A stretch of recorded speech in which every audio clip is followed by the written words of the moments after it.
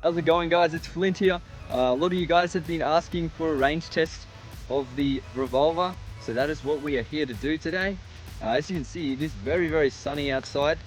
Don't actually want to get sunburnt, but this won't take too long. So I've been getting a lot of comments to do a range test of this.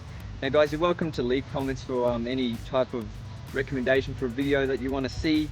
Try my best to get round to doing it. So I'm going to be shooting the 5 rounds.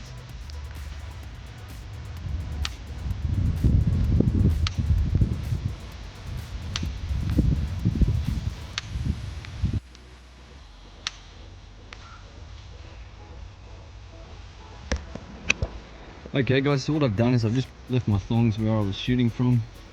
There, they've got the bullets pretty much grouped together. Here's my handy little tape measure. I'm just gonna lay that out. Okay. So, we've got one just below 4.5 feet, one at just above 5, and the other 3 at 5.5 feet. So guys, putting aside the range of this toy gun, it is a really nice toy gun to use for costume play or cosplay. It does look really nice. It's 1:1 scale. The break action feature is quite nice, and being able to load in those bullets is quite fun.